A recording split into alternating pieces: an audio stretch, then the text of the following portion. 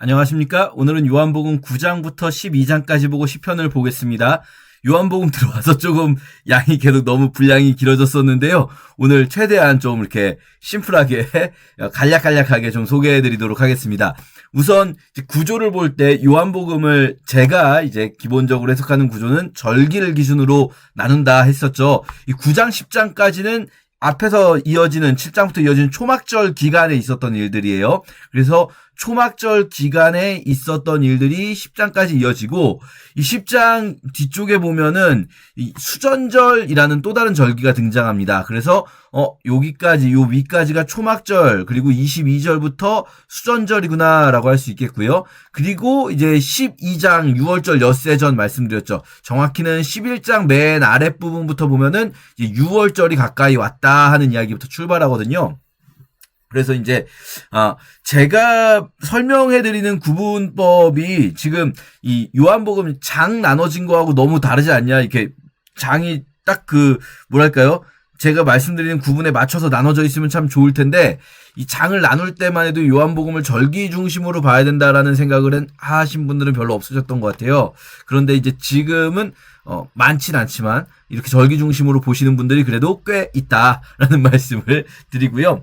9절부터 이제 보면은 날 때부터 맹인된 사람이 등장합니다. 태어날 때부터 맹인이 되면 이제 이 당시 유대인들은 기본적으로 유대인들뿐 아니라 대부분의 고대인들이 그래요. 어떤 장애는 신의 저주 혹은 신에게 잘못한 것에 대한 죄의 대가다. 세상을 되게 심플하게 이해하는 거예요. 우리가 욥기에서 그런 거 많이 봤잖아요. 세상을 되게 심플하게 생각하는 거예요. 잘하면 복을 받고 잘못하면 벌을 받는다. 근데 사실 욥기에서 우리가 이미 경험했지만 세상이 그렇게 단순하지 않잖아요. 욥의 친구들처럼 그냥 권선징악 이렇게 한마디로 정리하는 게 오히려 누군가를, 이 복잡한 세상 속에 살아가는 누군가에게 상처를 주는데 지금 딱 그 상황이 온 거예요. 유대인들이 요거 가지고 사실은 요 시기에 많이 논쟁을 했다고 해요. 어떤 사람이 잘못을 했기 때문에 그 죄에 대한 대가로 장애가 생긴다고 해석을 해버리면 태어날 때부터 장애가 있던 사람은 도대체 왜 그런 걸까? 그거는 이 사람이 아기 때 아주 엄마 태아의 뱃속에 있을 때 지은 죄 때문에 막 엄마가 배를 너무 세게 찼다거나 그것 때문에 생겼다라고 보는 사람이 있는가 하면은 그건 좀 말이 안 되지 않냐? 부모의 죄가 유전된 거다. 뭐 이렇게 이제 해석하는 사람들도 있었던 거예요. 둘 다 기본적인 전제가 틀렸기 때문에 이런 소리를 하고 있는 거예요. 기본적인 전제가 뭡니까? 이들이 세상을 심플하게 보는 거예요. 어떤 사람에게 고난이 있다? 지가 뭘 잘못했겠지. 세상 그렇게 단순하지 않습니다. 그렇게 이 욥의 친구들 같은 생각인 거예요. 근데 문제는 뭐냐면요. 제자들도 이게 궁금한 거예요. 이 사람을 보니까 제자들이 이게 궁금해졌어요. 왜냐하면 이 논쟁이 당시의 유대인들 사이에 많은 사람이 궁금해하는 문제예요. 마치 우리로 따지면 우리는 사실 현대인들은 이런 고민은 안 해요. 현대인들은 이런 고민, 왜냐하면 우리는 오히려 너무 지나치게 유물론적인 세계관이 있어서 뭐 죄 때문에 질병, 그 말도 안 되지. 질병은 뭐 바이러스든 뭐 위생 문제든 뭐 그런 거지. 뭐 이런, 아니면 유전 같은 경우는 유전적 문제지. 뭐 장애 같은 경우 이렇게 생각을 하잖아요. 근데 이제 우리로 따지면은 이런 어떤 뭐랄까요? 우리가 생각하는 그런 궁금증 이런 게 있단 말이에요. 하나님 만나면 꼭 물어보고 싶은. 뭐 예를 들어서 뭐 이순신 장군은 천국 갔나요? 막 이런 거 있잖아요. 세종대왕은 천국 갔나요? 이런 우리가 그냥 가지고 있는 궁금증이 있을 때 그 상황이 오면 갑자기 툭 튀어나온단 말이에요. 제자들도 이게 궁금했던 거예요. 근데 너무 웃기지 않습니까? 여러분, 날 때부터 맹인된 사람을 보면 제일 먼저 어떤 감정이 나와야 정상입니까? 아이고 어쩌나 이게 나와야 정상이잖아요. 저 사람 힘들겠다. 근데 그렇지 않은 거예요. 저 사람은 누구 죄 때문인 거지? 누구 죄 때문인 거지. 기본적으로 네가 죄인이든 네 부모가 죄인이든 죄 때문에 넌 그런 거야. 이게 이 사람을 얼마나 괴롭게 했겠습니까? 이 사람의 삶 속에서 평생. 그런데 주님께서 아니다. 이 사람도 죄인 아니고 그 부모도 죄인 아니다. 죄 때문이 아니라 하나님이 어떤 분이신지를 보여주고자 한다. 하나님께서 이 사람에게 어떤 일을 할 것인가? 지금 할 거다. 내가. 지금 낮이니까 지금 우리가 해야 된다. 근데 여기서 보세요. 나를 보내신 이의 일은 1인칭 나잖아요. 그런데 우리가 해야 된다는 거예요. 우리. 예수님이 자신의 사역에 대해서 본인 혼자 하시는 일이 아니라 자신의 제자들을 초대하시는 거죠. 우리가 이런 일을 해야 돼요. 그럼 우리는 어떤 일을 해야 됩니까? 우리가 이렇게 어려운 상황에 처한 이들과 함께하고 그들을 돕는 일을 해야 된다는 거예요. 그래서 주님께서 이 말씀을 하시고 땅에 침을 뱉어서 막 진흙을 이겨서 이게 도대체 왜 뭔 행위인가? 여러분, 이 행위가 없으면 치료가 안 될까요? 그러니까 이 진흙이 어떤 주술적 효과가 있어서 진흙이 치료의 효과를 가지고 있는 걸까요? 진흙이 있어야만 눈이 치료될까요? 그럴 리가 없잖아요. 우리 주님은 죽은 사람도 일어나라 하시면 일어나는 분이신데 예수님께서 어떤 특별한 행동을 하실 때에는요, 이 행동이 어떤 주술적 효과가 있다고 해석하시면 안 되고요. 예수님은 그냥도 살릴 수 있는데 굳이 그 행동을 한다? 그럼 그 행동을 상상해 보세요. 주변에 있던 사람들로 하여금 보게 하시는 거예요. 주변에 있던 사람들로 하여금. 그러니까 사람들이 막 있었을 거 아니에요. 둘러싸고. 그 둘러싼 사람들이 예수님의 이 행동을 보게 되는 거죠. 그러면 이 행동을 그들에게 보여주시는데 뭘 보여주고 싶으신가? 흙을 들어서 진흙을 만드셨다. 그리고 진흙으로 막 이렇게 만들어서 눈에 붙이신다. 여러분, 우리는 제가 늘 말씀드리지만 우리가 신약을 읽으면서 되게 어려운 부분이 뭐냐면요. 신약은 기본적으로 그 당시에 있던 사람들이 구약을 잘 알고 있던 사람들을 전제로 쓰여진 글이란 말이에요. 쓰여진 것도 그렇고 실제 사건이 일어날 때도 예수님이 일을 하실 때 이 주변을 둘러싼 사람들은 구약이 일상인 사람들이에요. 구약을 너무 잘 아는 사람들.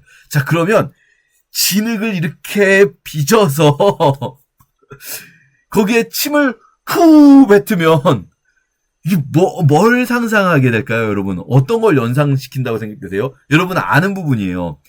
흙을 빚어서 후 하나님의 창조죠. 창세기에 나오는 하나님의 창조를 예수 그리스도께서 지금 이어가고 계시는 거예요. 그 하나님께서 지금 자신이 이렇게 일하신다는 것을 이 사람 통해서 보여주려고 하신다. 그러면서 실로암 못에 가서 씻어라. 이 실로암 못이 지금 어떤 상황이냐면요. 지금 초막절 절기잖아요. 기억나십니까? 초막절 절기가 어떤 절기인가? 비가 오기를 기도하는 시기다라고 말씀드렸죠. 건기와 우기 사이에서 우기가 와야 되는 거예요. 그때 초막절 절기 때 뭘 하냐면 이때가 이제 쉐미니 아제레트 다음이죠. 그때쯤인데 실로암 못가에서 물을 떠다가 이 성전에다가 붓는 행사가 있어요. 실로암 못이요.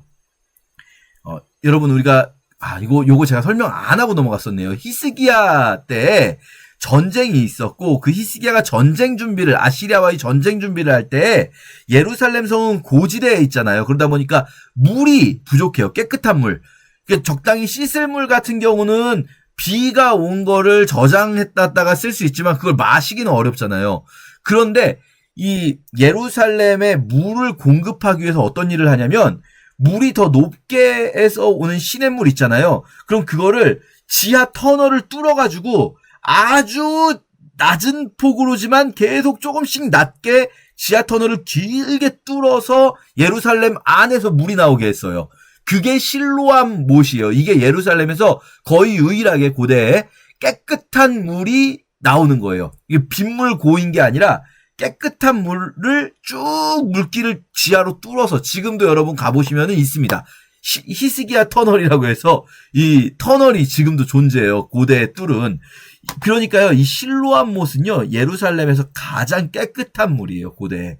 그 물은, 이게 그냥 단순히 마시는 물이 아니라, 이 특히 초막절 절기와 연관해서는요, 신성한 물로 여겨지기 때문에, 부정한 사람들은 절대로 갈 수가 없어요. 왜냐, 부정한 사람이 가서 이 물이 부정해지면 예루살렘의 가장 깨끗한 물이 부정해지는 아주 심각한 상징적 사건이 일어나는 거거든요.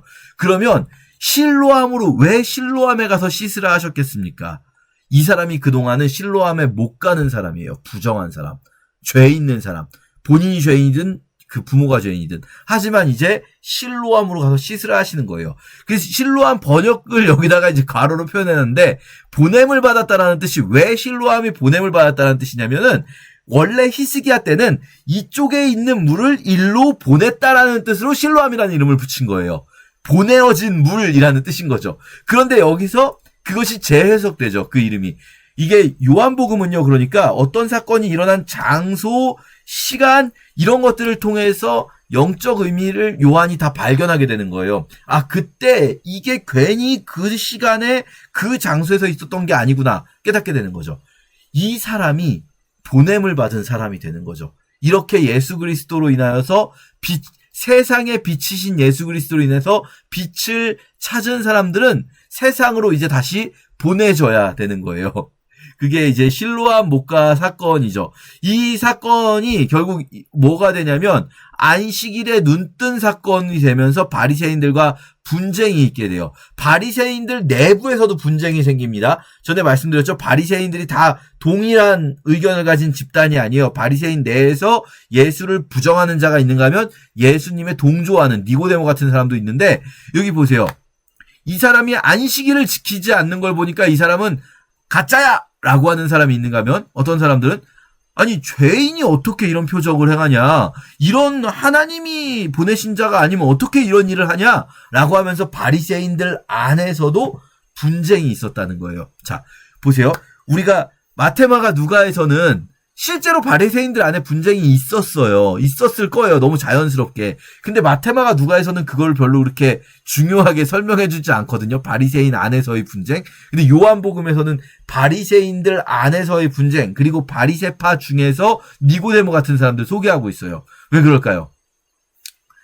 말씀드렸듯이 AD 85년 얌니아 종교회의가 바리새파 주도로, 이게 원래 유대교가 사두개파, 바리새파가 제일 큰 두 파벌이었지만, 사두개파는 이 사독계열의 제사장 권력인데, AD 70년에 성전이 무너지잖아요. 사두개파는 성전 중심이고 바리새파는 회당 중심이에요. 율법을 가르치는 사람들. 그러니까 사두개파는 성전에서 제사 제도, 제의를 지내는 사람들 중심이라면, 바리새파는 회당에서 율법을 가르치고 율법에 순종하는, 율법 순종을 중심으로 해요. 근데 AD 70년에 로마가 예루살렘을 파괴하면서 성전이 파괴되면서 사두개파는 힘을 확 잃어버리게 되는 거죠. 바리새파가 나왔잖아요. 이 바리새파 중심으로 얌니아 종교회의가 일어날 때 기독교가 유대교로부터 축출된단 말이에요. 그런데 그 축출되는 기독교인들 중에 바리새파 정통파들도 상당수 있었던 거예요. 사도행전에 보면 믿는 자들 중에 바리새인이 많다 나오거든요. 그러니까 이 정통 바리새인들이 이 요한복음이 쓰여지는 시점에서는 기독교 안에 굉장히 중요한 분들이신 거예요, 이분들이. 그렇기 때문에 바리새파가 다 똑같은 나쁜 놈이었다 이렇게 가지 않는 거죠. 자, 어쨌든 뭐 그게 중요한 부분은 아닌데, 이 바리새인들 안에서도 진실한 바리새인들이 있었다는 거예요. 우리도 그럴 수 있어요. 어떤 분은 신앙의 색깔이 조금 바리새인처럼 막 이렇게 좀 순종과 율법 순종, 이런 율법적인 부분이 있는 분들이 있을 수 있고, 어떤 분들은 조금 더 신앙 안에 자유함이 있는 분들이 있을 수 있어요. 그러면은 신앙 안에 율법적인 분들을 보고 자유한 분들은 막 율법주의자다, 율법주의자 막 이럴 수가 있고, 또 자유한 분들을 보고 율법을 중요하게, 막 이렇게 순종을 중요하게 여기시는 분들은 막 저 손가락질할 수 있지만, 그 양쪽 다 주님을 진실하게 믿고자 하는 마음이 있느냐 없냐가 중요하지 않겠습니까? 분명히 섞여 있어요. 율법을 강조하는 사람들 중에서도 순종을 강조하는 사람들, 우리는 뭐 구약의 율법은 아니지만 어쨌든 뭔가 그렇게 막 빡빡한 순종을 강조하는 분들 중에서도 자기 의의를 내세우려고 그러는 사람이 있는가 하면 정말로 하나님 앞에 순전하고자 하는 분이 있을 수 있고, 또 반대쪽도 마찬가지로 이게 어느 포지션에 있느냐, 어떤 신학을 가지고 있느냐가 중요한 게 아니라 중요한 건 하나님 앞에 순전히 나와 있는가, 내 안에 성령님의 음성에 귀 기울이고 있는가, 이게 중요한 거잖아요. 그렇죠? 그래서 요 이야기는 우리가 로마서 할 때 더 중요하게 다룰 거예요. 로마 교회가 바로 이 문제 때문에 분열돼 있거든요. 어쨌든 자, 이렇게 바리새인들이 막 서로 싸우다가 맹인에게 따져요. 너 그 사람이 진짜 네 눈뜨게 했냐? 넌 어떤 사람이라고 생각하냐? 막 이러니까 선지자입니다. 부모를 가지고 따지니까 부모는 두려워해서, 아니, 난 어떻게, 우리는 몰라요. 그가 성인인데 왜 우리한테 물어봐요? 라고 하는 것은 유대인들이 예수를 그리스도로 시는 자를 출교하기로 결의했기 때문에 무서워했다. 그래서 부모는 그렇게 따지는데, 이 사람만큼은, 이 맹인이었던 사람만큼은 나는 아니다. 나는 모른다. 나는 내 눈을 뜨게 한 것밖에 모른다. 당신들도 제자가 되고 싶은 거냐? 막 이렇게 말해요. 막 이들에게 막 욕을 당하고, 너는 그의 제자이지만 우리는 모세의 제자다 막 이렇게 말하는데도 이 눈뜬 사람은요, 예수 그리스도로부터 눈을 뜨임을 받고 그리고 실로암 보냄을 받은 사람은요 두려워하지 않아요. 그 부모도 두려워하는데 이 사람은 두려워하지 않습니다. 자, 그리고 예수님을 다시 만나게 되죠. 자, 9장에서 너무 오래 끌었네요. 10장 보시면요, 예수님의 설교, 유명한 설교입니다. 자, 요 부분도 이 초막절의 의미와 함께 예수님께서 인도자가 되신다는 것. 초막절의 의미 앞에서는 이제 물과 관련해서 설명드렸지만 기본적인 초막절의 제일 중요한 의미는 뭘까요? 초막절은 광야에서 초막 짓고 살았던 일을 기억하는 거예요. 이거는 우리 이제 1년 동안 성경을 읽으셨으면 아시겠죠? 초막이라는 게 오두막 아닙니다. 초막. 풀로 지은 집이란 뜻이잖아요. 한자로 번역하자면은 꼭 풀이 아니더라도. 그러니까 광야에서 얼기설기 대충 짓고 지었던, 그리고 광야에서 우리가 그렇게 살았음에도 불구하고 하나님이 우리를 이끌어 주셨다는 것, 이걸 기억하는 절기가 초막절이거든요, 기본적으로. 그래서 이 초막절의 의미와 양의 목자 되시는 예수 그리스도, 요 설교가 이어지게 되는 거죠. 자, 그렇게 말씀하시다가 이제 22절부터는 수전절 오게 됩니다. 수전절은 여러분이 아무리 구약을 열심히 읽었어도 모르는 절기입니다. 초면입니다. 초면. 왜냐하면은 수전절은 구약에 있는 절기가 아니고요, 구약과 신약 사이에 신구약 중간기라고도 부르죠. 이 중간기에 있었던 사건이에요. 수전절. 수전절이 간단히만 설명을 드리면, 이 알렉산더 대왕 이후에, 알렉산더 대왕이 31살에 요절한 이후에 그 알렉산더 대왕의 나라를 여러 사람들이 막 쪼개갖게 돼요. 디아도키 시대라고 해서 후계자 싸움이 일어나는데 결국은 4명의 장군이 이렇게 나눠갖게 돼요. 알렉산더의 어마어마하게 넓은 영토를 나눠갔는데, 이스라엘은 어디에 속하게 되냐면 이쪽 메소포타미아 쪽을 지배하는 셀류코스 왕조가 있고 이집트 쪽을 지배하는 프톨레미 왕조가 있는데, 이 두 왕조가 다 알렉산더의 부하들입니다. 부하 장군들. 그런데 그 사이에 딱 껴있는 거예요, 이스라엘이.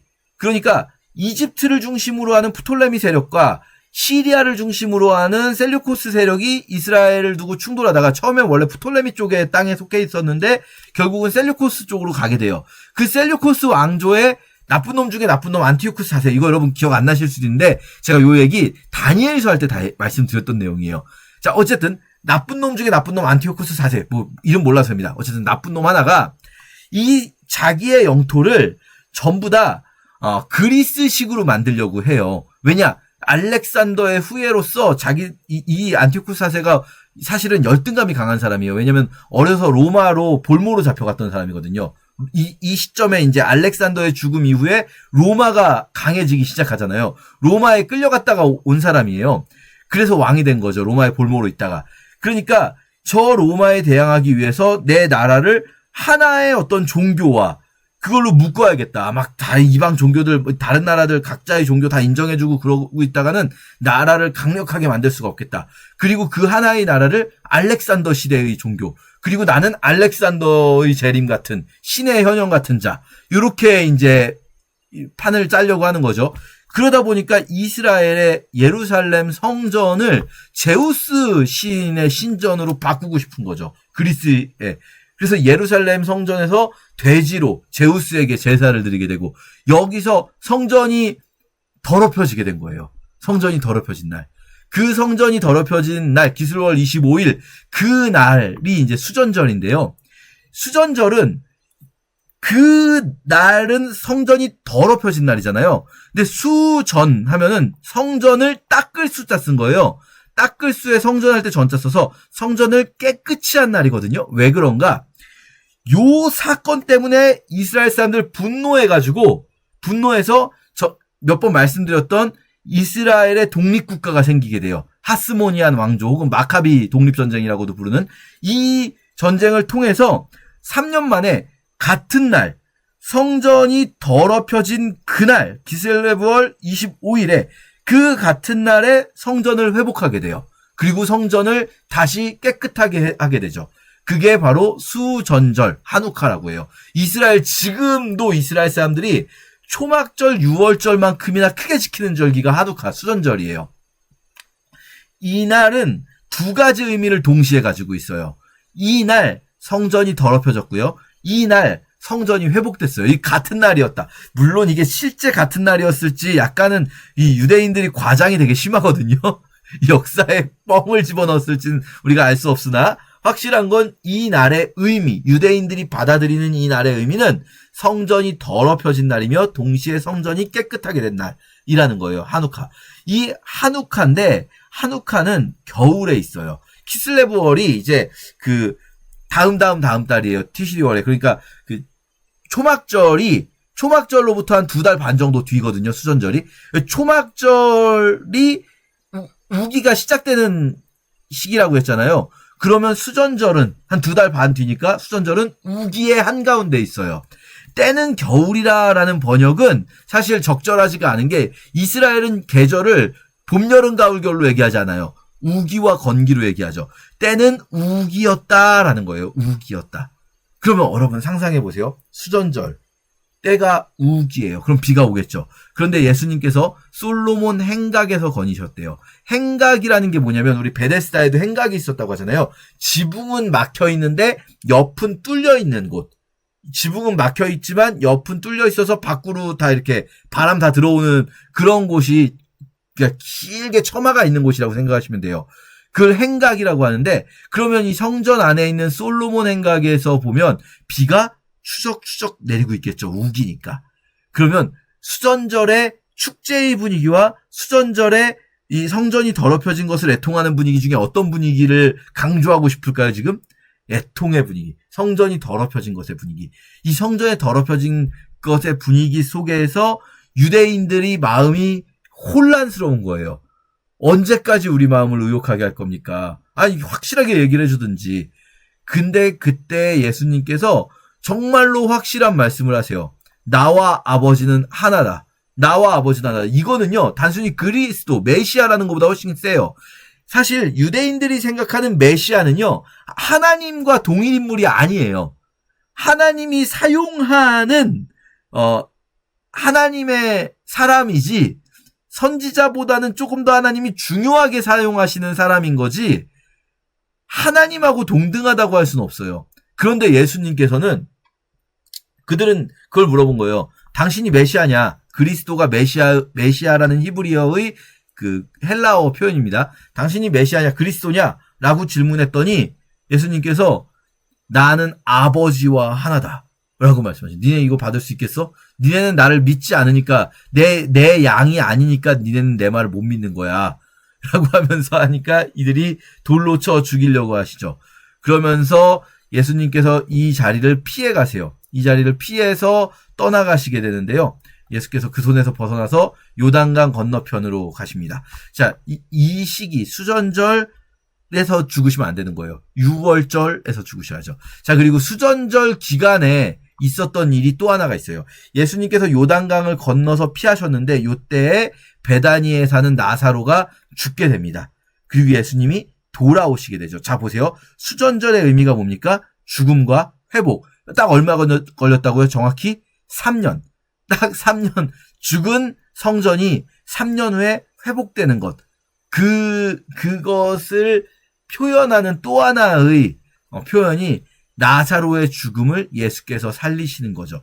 예수께서 나사로의 죽음을 살리시는 것은요, 단순히 나사로 한 명을 살리는 것이 아니에요. 성전, 무너진 성전을 회복시키죠. 성전 안 무너졌잖아요. 요한복음 시대에 아직. 그런데 예수님 보시기에는 이미 이 헤롯의 성전과 성전을 중심으로 한 사두개파와 제사장들의 권력은 성전이 무너진 거예요. 이 무너진 성전을 예수님께서는 3일 후에 다시 세우실 거예요. 나사로를 통해서 보여주시죠. 자신의 몸임과 동시에 또 이 성전은 무엇입니까? 예수의 성전은 교회 공동체인 거죠. 이 나사로의 삶을 통해서 교회의 부활, 교회를 통한 성전의 부활을 보여주시는 겁니다. 이렇게 나사로 사건이 있는데요. 근데 사실 그런 신학적 의미도 있지만 그런 신학적 의미뿐 아니라 이 나사로 사건에서는요, 우리 예수님의 그 마음도 볼 수가 있어요.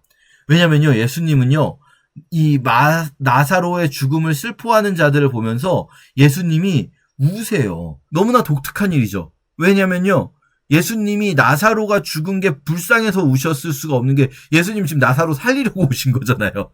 살릴 걸 다 아시잖아요. 근데 왜 울죠? 살릴 걸 다 아시는데 왜 우시죠? 왜 비통히 여기시죠? 그 유대인들은 예수님이 나사로 때문에 운다고 생각했어요.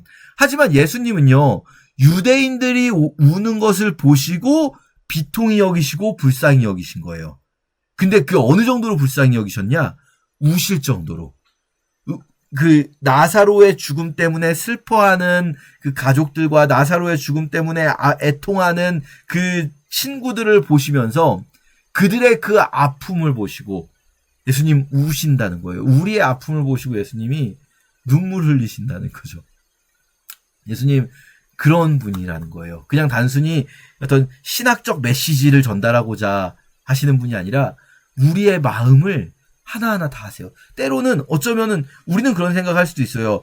뭘 울어? 아유 뭐가 슬퍼? 다 아는데 우리는 부활할 거 다 알고 마지막 때에 부활할 거고 천국 가서 영원히 행복하게 살 거고 뭐가 슬퍼? 그렇지 않아요. 예수님은요. 그들이 슬퍼하는 것을 보고 야 뭐가 슬프냐 이러시는 분이 아니라 그들의 아픔에 공감하시고 우시는 분이거든요. 우리가 그런 부분도 이 나사로 사건에서 되게 중요하게 볼 수가 있죠. 계속 비통히 여기시면서 이 나사로를 살려주십니다. 6월절 엿새전이 됐어요. 예수님께서 드디어 이제 마지막 걸음을 하십니다. 조금 오해하실 수 있는 거는 여기서 마리아가 향유옥합 바르는 것, 우리가 향유옥합 하면은 마테마가 누가에 다 있었는데 누가복음에 있던 여인은 아예 그냥 사역 초기에 갈릴리에 있었거든요. 사역 중반쯤에. 그럼 다른 여인이에요. 다른 여인. 같은 사람이라고 생각하시면 이게 좀 성경이 좀 앞뒤가 이상합니다. 그러면 이 향유옥합을 예수님께 드린 여인들이 여럿 있었다. 마리아만 있었던 게 아니라 여럿 있었다. 이 마리아는 또 막달라 마리아하고도 다릅니다. 막달라 마리아는 갈릴리 쪽에 막달라라는 지역이 있는 거예요. 그 막달라의 마리아인 거고요. 이 마리아는 지금 갈릴리가 집이 아니라 베다니가 집인, 예루살렘 바로 옆에 붙어있는 베다니가 집인 마리아예요. 자, 어쨌든 동명이인이 너무 많아요. 이 시대에. 자, 이거 좀 읽으시면 되고요. 그냥.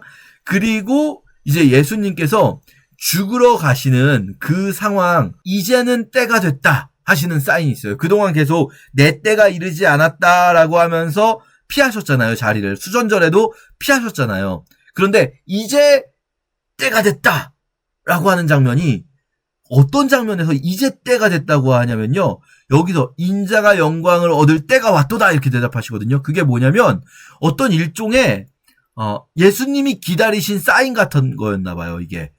헬라인 몇 사람이, 명절에 예배하러 올라온 사람 중에 헬라인 몇 사람이 빌립에게 가서 우리가 그러니까 예수님이 워낙 유명 인사니까 이때 예수님이 워낙 유명 인사니까 이 헬라인들이 빌립에게 가서, 왜 빌립일까 생각해 보면 이 빌립 이름이 필리포스가 여러분 가이사랴 빌립보 이런 이름도 있잖아요. 그리고 가이사랴 빌립보는 이스라엘에 있는 도시이고 저쪽 이제 우리가 사도행전 보면은 그리스 쪽에 빌립보 있거든요.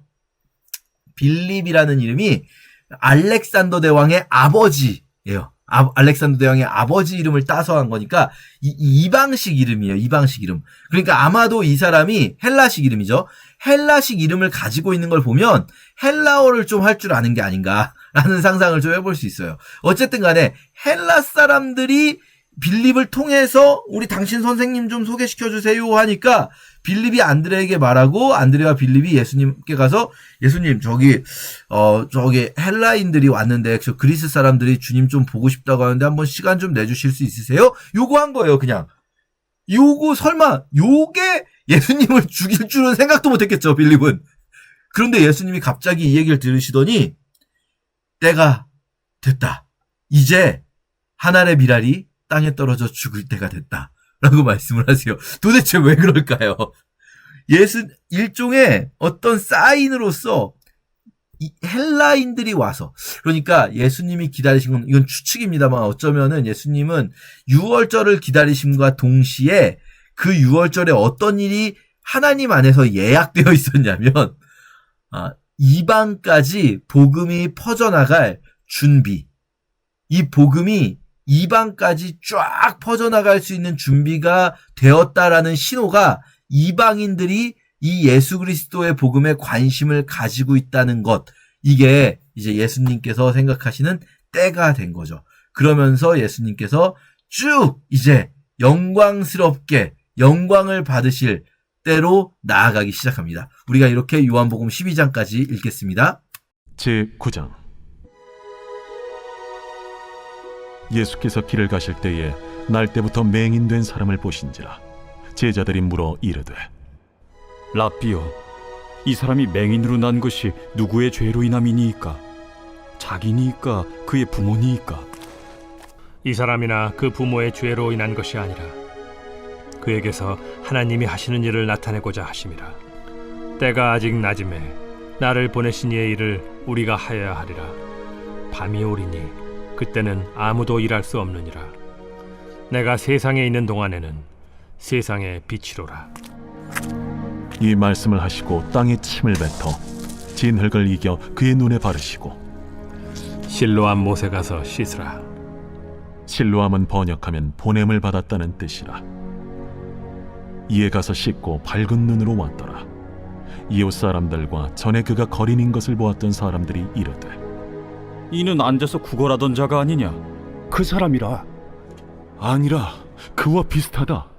내가 그라. 그러면 내 눈이 어떻게 떠졌느냐?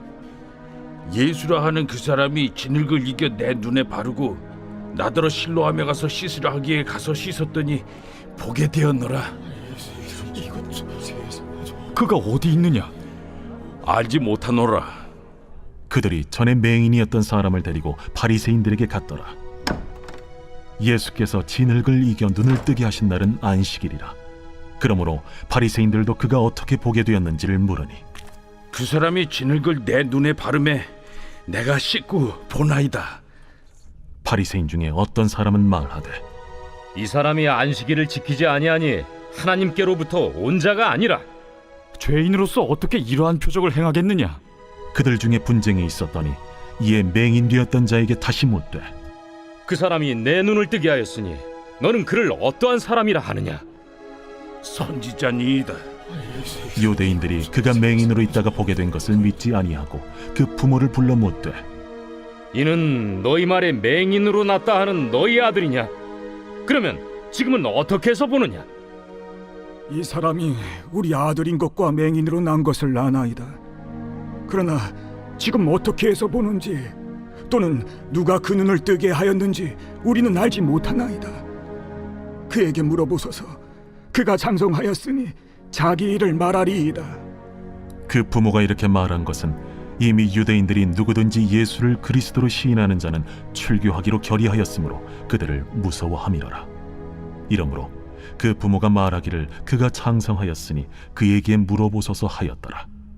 이에 그들이 맹인이었던 사람을 두 번째 불러 이르되, 너는 하나님께 영광을 돌리라. 우리는 이 사람이 죄인인 줄 아노라. 그가 죄인인지 내가 알지 못하나 한 가지 아는 것은 내가 맹인으로 있다가 지금 보는 그것이니이다. 그 사람이 내게 무엇을 하였느냐? 어떻게 내 눈을 뜨게 하였느냐? 내가 이미 일렀어도 듣지 아니하고 어찌하여 다시 듣고자 하나이까? 당신들도 그의 제자가 되려 하나이까? 그들이 욕하여 이르되, 너는 그의 제자이나 우리는 모세의 제자라. 하나님이 모세에게는 말씀하신 줄을 우리가 알거니와 이 사람은 어디서 왔는지 알지 못하노라. 이상하다. 이 사람이 내 눈을 뜨게 하였으되 당신들은 그가 어디서 왔는지 알지 못하는도다. 하나님이 죄인의 말을 듣지 아니하시고 경건하여 그의 뜻대로 행하는 자의 말은 들으시는 줄을 우리가 아나이다. 창세 이후로 맹인으로 난 자의 눈을 뜨게 하였다 함을 듣지 못하였으니 이 사람이 하나님께로부터 오지 아니하였으면 아무 일도 할 수 없으리이다. 내가 온전히 죄 가운데서 나서 우리를 가르치느냐? 하고 이에 쫓아내어 보내니라. 예수께서 그들이 그 사람을 쫓아냈다 하는 말을 들으셨더니 그를 만나사 이르시되, 내가 인자를 믿느냐? 주여, 그가 누구시오니까 내가 믿고자 하나이다. 내가 그를 보았거니와 지금 너와 말하는 자가 그이니라. 주여, 내가 믿나이다. 하고 절하는지라. 내가 심판하러 이 세상에 왔으니 보지 못하는 자들은 보게 하고 보는 자들은 맹인이 되게 하려 함이라. 바리새인 중에 예수와 함께 있던 자들이 이 말씀을 듣고 우리도 맹인인가? 너희가 맹인이 되었더라면 죄가 없으려니와 본다고 하니 너희 죄가 그대로 있느니라. 제 10장.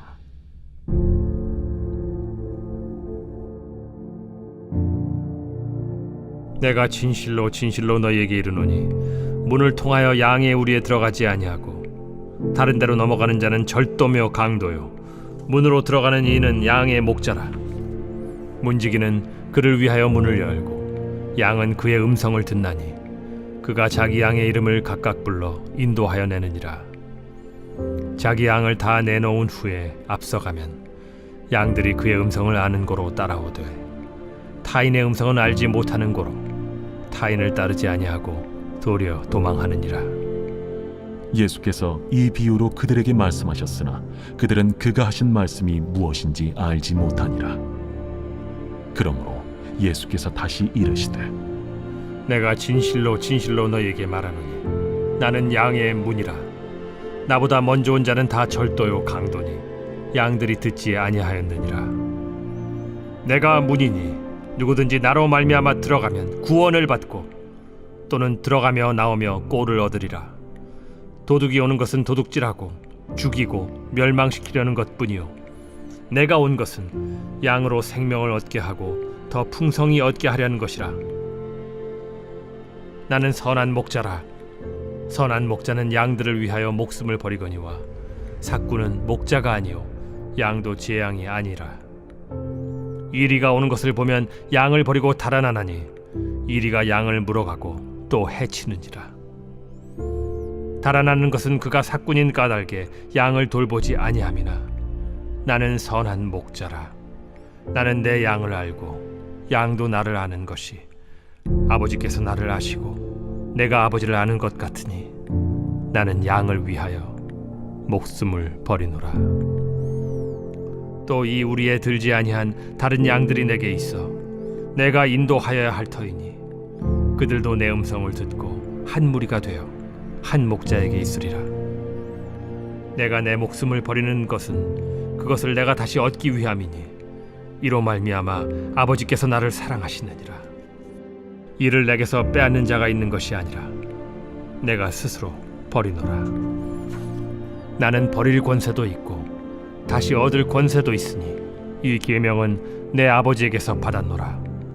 이 말씀으로 말미암아 유대인 중에 다시 분쟁이 일어나니 그 중에 많은 사람이 말하되 그가 귀신 들려 미쳤거늘 어찌하여 그 말을 듣느냐? 어떤 사람은 말하되 이 말은 귀신 들린 자의 말이 아니라 귀신이 맹인의 눈을 뜨게 할 수 있느냐? 예루살렘의 수전절이 이르니 때는 겨울이라. 예수께서 성전한 솔로몬 행각에서 거니시니 유대인들이 애워싸고 이르되 당신이 언제까지나 우리 마음을 의혹하게 하려 하나이까? 그리스도이면 밝히 말씀하소서. 내가 너희에게 말하였으되 믿지 아니하는도다. 내가 내 아버지의 이름으로 행하는 일들이 나를 증거하는 것이거늘 너희가 내 양이 아니므로 믿지 아니하는도다. 내 양은 내 음성을 들으며 나는 그들을 알며 그들은 나를 따르느니라. 내가 그들에게 영생을 주노니 영원히 멸망하지 아니할 것이요 또 그들을 내 손에서 빼앗을 자가 없느니라. 그들을 주신 내 아버지는 만물보다 크심에 아무도 아버지 손에서 빼앗을 수 없느니라. 나와 아버지는 하나이니라. 유대인들이 다시 돌을 들어 치려 하거늘 내가 아버지로 말미암아 여러 가지 선한 일로 너희에게 보였거늘 그 중에 어떤 일로 나를 돌로 치려 하느냐? 선한 일로 말미암아 우리가 너를 돌로 치려는 것이 아니라 신성 모독으로 인함이니 내가 사람이 되어 자칭 하나님이라 함이로라. 너희 율법에 기록된 바 내가 너희를 신이라 하였노라 하지 아니하였느냐? 성경은 폐하지 못하나니 하나님의 말씀을 받은 사람들을 신이라 하셨거든. 하물며 아버지께서 거룩하게 하사 세상에 보내신 자가 나는 하나님의 아들이라 하는 것으로 너희가 어찌 신성 모독이라 하느냐? 만일 내가 내 아버지의 일을 행하지 아니하거든 나를 믿지 말려니와 내가 행하거든 나를 믿지 아니할지라도 그 일은 믿으라. 그러면 너희가 아버지께서 내 안에 계시고 내가 아버지 안에 있음을 깨달아 알리라. 그들이 다시 예수를 잡고자 하였으나 그 손에서 벗어나 나가시니라. 다시 요단강 저편 요한이 처음으로 세례 베풀던 곳에 가사 거기 거하시니 많은 사람이 왔다가 말하되 요한은 아무 표적도 행하지 아니하였으나 요한이 이 사람을 가리켜 말한 것은 다 참이라. 그리하여 거기서 많은 사람이 예수를 믿으니라. 제11장. 어떤 병자가 있으니 이는 마리아와 그 자매 마르다의 마을 베다니에 사는 나사로라. 이 마리아는 향유를 죽게 붓고 머리털로 주의 발을 닦던 자요, 병든 나사로는 그의 오라버니더라. 이에 그 노이들이 예수께 사람을 보내어 이르되 주여 보시옵소서, 사랑하시는 자가 병들었나이다. 예수께서 들으시고 이르시되 이 병은 죽을 병이 아니라 하나님의 영광을 위함이요 하나님의 아들이 이로 말미암아 영광을 받게 하려 함이라. 예수께서 본래 마르다와 그 동생과 나사로를 사랑하시더니 나사로가 병들었다 함을 들으시고 그 계시던 곳에 이틀을 더 유하시고 그 후에 제자들에게 이르시되 유대로 다시 가자. 라삐여, 방금도 유대인들이 돌로 치려 하였는데 또 그리로 가시려 하나이까? 낮이 12시간이 아니냐. 사람이 낮에 다니면 이 세상의 빛을 보므로 실족하지 아니하고 밤에 다니면 빛이 그 사람 안에 없는 고로 실족하느니라. 우리 친구 나사로가 잠들었도다. 그러나 내가 깨우러 가노라. 주여, 잠들었으면 낫겠나이다. 예수는 그의 죽음을 가리켜 말씀하신 것이나 그들은 잠들어 쉬는 것을 가리켜 말씀하심인 줄 생각하는지라. 이에 예수께서 밝히 이르시되 나사로가 죽었느니라. 내가 거기 있지 아니한 것을 너희를 위하여 기뻐하노니 이는 너희로 믿게 하려 함이라. 그러나 그에게로 가자. 디두모라고도 하는 도마가 다른 제자들에게 말하되 우리도 주와 함께 죽으러 가자. 예수께서 와서 보시니 나사로가 무덤에 있은지 이미 나으리라. 베다니는 예루살렘에서 가깝기가 한 오리쯤 되매 많은 유대인이 마르다와 마리아에게 그 오라비의 일로 위문하러 왔더니 마르다는 예수께서 오신다는 말을 듣고 곧 나가 맞이하되 마리아는 집에 앉았더라. 마르다가 예수께 여짜오되 주께서 여기 계셨더라면 내 오라버니가 죽지 아니하였겠나이다. 그러나 나는 이제라도 주께서 무엇이든지 하나님께 구하시는 것을 하나님이 주실 줄을 아나이다. 내 오라비가 다시 살아나리라. 마지막 날 부활 때에는 다시 살아날 줄을 내가 아나이다. 나는 부활이요 생명이니 나를 믿는 자는 죽어도 살겠고 무릇 살아서 나를 믿는 자는 영원히 죽지 아니하리니 이것을 네가 믿느냐? 주여, 그러하외다. 주는 그리스도시요 세상에 오시는 하나님의 아들이신 줄 내가 믿나이다.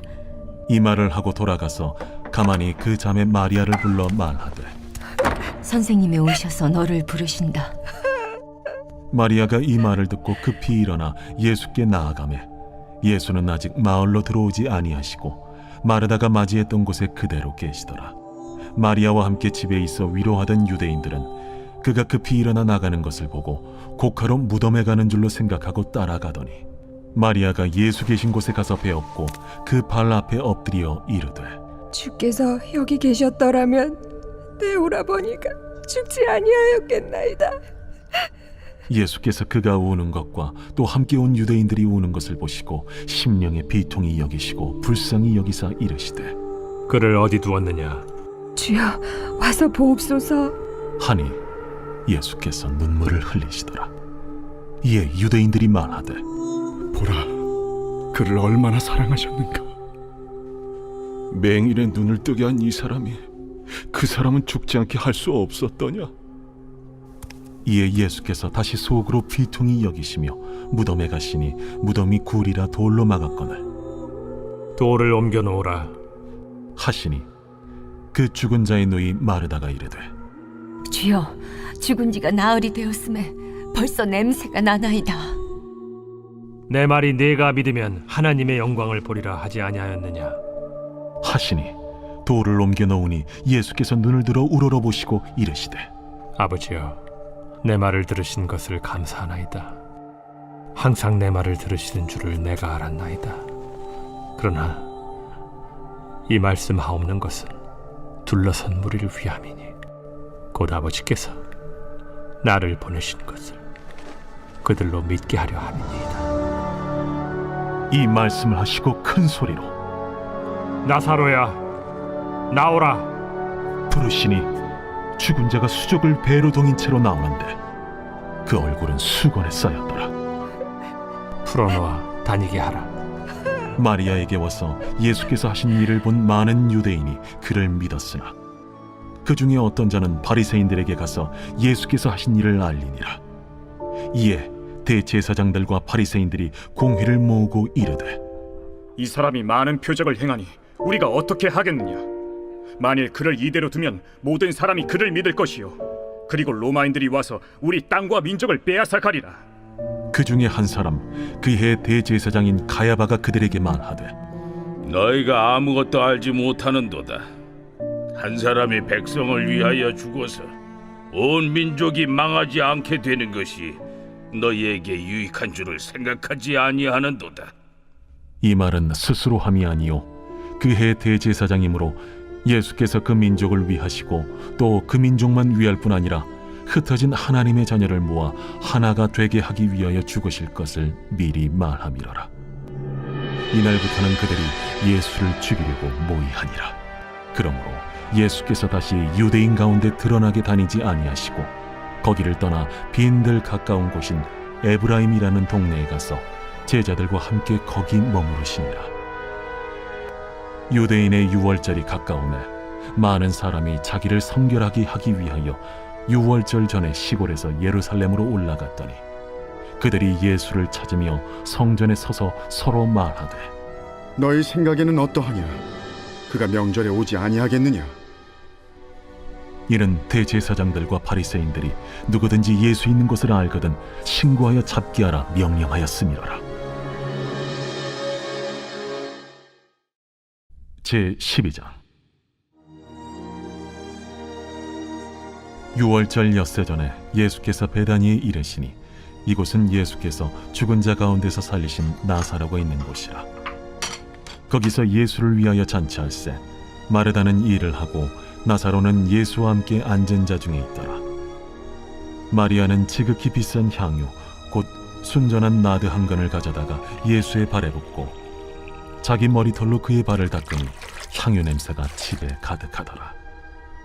제자 중 하나로서 예수를 잡아줄 가룟 유다가 말하되 이 향유를 어찌하여 300데나리온에 팔아 가난한 자들에게 주지 아니하였느냐? 이렇게 말함은 가난한 자들을 생각함이 아니요 그는 도둑이라. 돈꾀를 맞고 거기 넣는 것을 훔쳐가미러라. 그를 가만두어 나의 장래할 날을 위하여 그것을 간직하게 하라. 가난한 자들은 항상 너희와 함께 있거니와 나는 항상 있지 아니하리라. 유대인의 큰 무리가 예수께서 여기 계신 줄을 알고 오니 이는 예수만 보기 위함이 아니요 죽은 자 가운데서 살리신 나사로도 보려 함이로라. 대제사장들이 나사로까지 죽이려고 모의하니 나사로 때문에 많은 유대인이 가서 예수를 믿음이로라. 그 이튿날에는 명절에 온 큰 무리가 예수께서 예루살렘으로 오신다는 것을 듣고 종려나무 가지를 가지고 맞으러 나가 외치되 호산나 찬송하리로다. 주의 이름으로 오시느니 곧 이스라엘의 왕이시여. 예수는 한 어린 나귀를 보고 타시니 이는 기록된 바 시온 딸아 두려워하지 말라. 보라 너의 왕이 나귀 새끼를 타고 오신다 함과 같더라. 제자들은 처음에 이 일을 깨닫지 못하였다가 예수께서 영광을 얻으신 후에야 이것이 예수께 대하여 기록된 것임과 사람들이 예수께 이같이 한 것임이 생각났더라. 나사로를 무덤에서 불러내어 죽은 자 가운데서 살리실 때에 함께 있던 무리가 증언한지라. 이에 무리가 예수를 맞으면 이 표적 행하심을 들었음이로라. 바리새인들이 서로 말하되 볼지어다 너희 하는 일이 쓸데없다. 보라, 온 세상이 그를 따르는도다. 명절에 예배하러 올라온 사람 중에 헬라인 몇이 있는데 그들이 갈릴리 베세다 사람 빌립에게 가서 청하여 이르되, 선생이여, 우리가 예수를 배우고자 하나이다. 빌립이 안드레에게 가서 말하고 안드레와 빌립이 예수께 가서 여쭈니 예수께서 대답하여 이르시되, 인자가 영광을 얻을 때가 왔도다. 내가 진실로 진실로 너희에게 이르노니 한 알의 밀이 땅에 떨어져 죽지 아니하면 한 알 그대로 있고 죽으면 많은 열매를 맺느니라. 자기의 생명을 사랑하는 자는 잃어버릴 것이요 이 세상에서 자기의 생명을 미워하는 자는 영생하도록 보존하리라. 사람이 나를 섬기려면 나를 따르라. 나 있는 곳에 나를 섬기는 자도 거기 있으리니 사람이 나를 섬기면 내 아버지께서 그를 귀히 여기시리라. 지금 내 마음이 괴로우니 무슨 말을 하리요? 아버지여, 나를 구원하여 이 때를 면하게 하여 주옵소서. 그러나 내가 이를 위하여 이때에 왔나이다. 아버지여, 아버지의 이름을 영광스럽게 하옵소서. 이에 하늘에서 소리가 나서 이르되, 내가 이미 영광스럽게 하였고 또다시 영광스럽게 하리라. 곁에 서서 들은 무리는 천둥이 울었다고도 하며 또 어떤 이들은 천사가 그에게 말하였다고도 하니, 이 소리가 난 것은 나를 위한 것이 아니요 너희를 위한 것이니라. 이제 이 세상에 대한 심판이 이르렀으니 이 세상의 임금이 쫓겨나리라. 내가 땅에서 들리면 모든 사람을 내게로 이끌겠노라. 이렇게 말씀하심은 자기가 어떠한 죽음으로 죽을 것을 보이심이로라. 이에 무리가 대답하되, 우리는 율법에서 그리스도가 영원히 계신다 함을 들었거늘 너는 어찌하여 인자가 들려야 하리라 하느냐? 이 인자는 누구냐? 아직 잠시 동안 빛이 너희 중에 있으니 빛이 있을 동안에 다녀 어둠에 붙잡히지 않게 하라. 어둠에 다니는 자는 그 가는 곳을 알지 못하느니라. 너희에게 아직 빛이 있을 동안에 빛을 믿으라. 그리하면 빛의 아들이 되리라. 예수께서 이 말씀을 하시고 그들을 떠나가서 숨으시니라. 이렇게 많은 표적을 그들 앞에서 행하셨으나 그를 믿지 아니하니 이는 선지자 이사야의 말씀을 이루려 하심이라. 주여, 우리에게서 들은 바를 누가 믿었으며 주의 팔이 누구에게 나타났나이까? 그들이 능히 믿지 못한 것은 이 때문이니 곧 이사야가 다시 일렀으되, 그들의 눈을 멀게 하시고 그들의 마음을 완고하게 하셨으니 이는 그들로 하여금 눈으로 보고 마음으로 깨닫고 돌이켜 내게 고침을 받지 못하게 하려 함이라. 이사야가 이렇게 말한 것은 주의 영광을 보고 주를 가리켜 말한 것이라. 그러나 관리 중에도 그를 믿는 자가 많되 바리새인들 때문에 드러나게 말하지 못하니 이는 출교를 당할까 두려워함이라. 그들은 사람의 영광을 하나님의 영광보다 더 사랑하였더라. 예수께서 외쳐 이르시되, 나를 믿는 자는 나를 믿는 것이 아니요 나를 보내신 이를 믿는 것이며 나를 보는 자는 나를 보내신 이를 보는 것이니라.